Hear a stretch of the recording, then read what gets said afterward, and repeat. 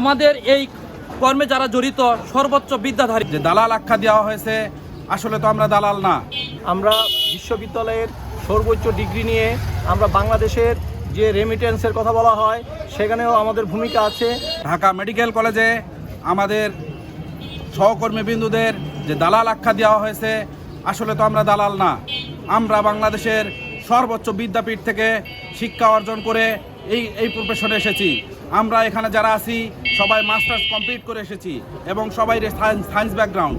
তো আমাদেরকে যে দালাল আখ্যা দেওয়া হয়েছে, আসলে তো তথ্যটি সঠিক নয়। নিয়ে যে প্রকাণ্ডা চালাচ্ছে তা মিথ্যা মিথ্যা মিথ্যা।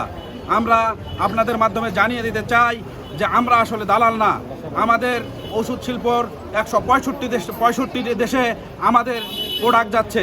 আমরা দেশে অগ্রণী ভূমিকা পালন করতেছি। আপনাদের মাধ্যমে আমরা সরকার দলীয়কে জানিয়ে দিতে চাই যে আমরা আসলে দালাল না। আমরা আমাদের সম্মানের সহিত চাকরি করতে চাই। আমরা আমাদের পরিবারকে নিয়ে ভালো থাকতে চাই। আমাদেরকে নিয়ে মিথ্যা অপবাদ, মিথ্যা প্রকাণ্ডা চালানোর কোনো অধিকার কারো নাই। আমার মির্জাপুর উপজেলা ফারিয়ার সকল সম্মানিত সদস্যবৃন্দ উপস্থিত আছেন, সকল প্রতি আমার সালাম, আসসালামু আলাইকুম। আমি মির্জাপুর উপজেলা ফারিয়ার সম্মানিত সভাপতি। আজকের এই প্রতিবাদ সমাবেশ হচ্ছে সারা বাংলাদেশে আমাদের যে কর্ম, সে কর্মটাকে সঠিকভাবে তুলে ধরার জন্য। আমাদের এই কর্মে যারা জড়িত সর্বোচ্চ বিদ্যাধারী আমি মনে করি। কারণ আমাদের মেডিকেল সম্পর্কে আমরা এখানে আমরা কাজ করি। যে কাজগুলো হচ্ছে চিকিৎসা ক্ষেত্রে আধুনিক যে চিকিৎসা, সেটা আমরা ডাক্তারদের কাছে আমরা তুলে ধরি। কিন্তু সেটা তুলে ধরবার গিয়ে জনগণ আমাদের ভুল ভাবে যে আমরা দালাল, কিন্তু আসলে না। আমরা যে আধুনিক যে চিকিৎসা, সেই চিকিৎসার তথ্যগুলো আমরা ডাক্তারের কাছে আমরা তো তুলে ধরি।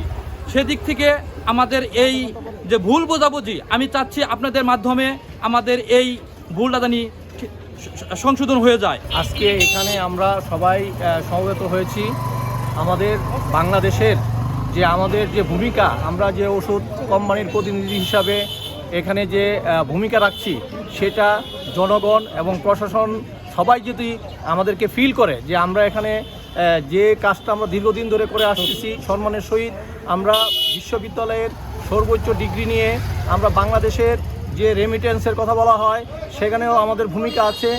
আমরা বাংলাদেশের যে আপনার কর যে জিনিসটা অংশগ্রহণ করতে হয়, সেখানেও আমরা সক্রিয়ভাবে অংশগ্রহণ করছি।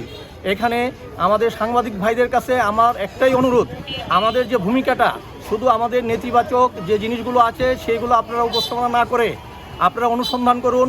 আপনাদের অনেক অনুসন্ধান প্রতিবেদন তৈরি হয় করতেছি। জনগণের সাথে আমাদের একটা দূরত্ব আছে, সেই দূরত্বটা যাতে আপনাদের মাধ্যমে তুলে ধরার জন্যই আজকে আমার এই এবং পরবর্তী যে প্রতিবাদ, এটা আমার সহকর্মীরা বলবে।